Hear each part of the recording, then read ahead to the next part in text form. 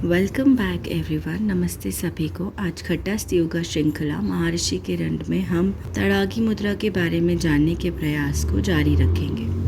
अभी तक हमने तड़ागी मुद्रा की विधि को समझा था, तो आज समझते हैं कि कितनी आवृत्ति और कितनी सजगता और सावधानियों के साथ इस मुद्रा को करना चाहिए और इसके लाभ भी समझेंगे। तड़ागी मुद्रा की 3 से 5 आवृत्ति अर्थात 3 से 5 सेट्स करने चाहिए और तड़ागी मुद्रा में हमें सजगता, हमारी अवेयरनेस को शारीरिक रूप से पेट पर, आध्यात्मिक रूप से मणिपुर चक्र पर रखनी चाहिए।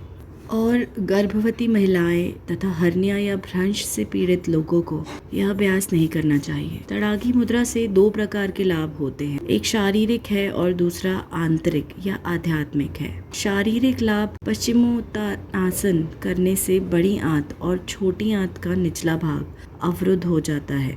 वायु के द्वारा जब हम अपने आंतरिक अंगों को फुलाते हैं तब केवल पेट फूलता है। मध्यपट की जो झिल्ली है अर्थात अंग्रेजी में डायफ्राम, उसका विस्तार होता है और जब वायु को बाहर निकालते हैं तब इस झिल्ली अर्थात डायफ्राम का संकुचन होता है, जिससे पूरे धड़ में एक प्रकार का दबाव उत्पन्न होता है। मध्यपट अर्थात डायफ्राम तथा श्रोणीय प्रदेश में संचित तनाव दूर हो जाते हैं। यह क्रिया विशेषकर उदर प्रदेश को और उसके ऊपर के भाग को प्रभावित करती है।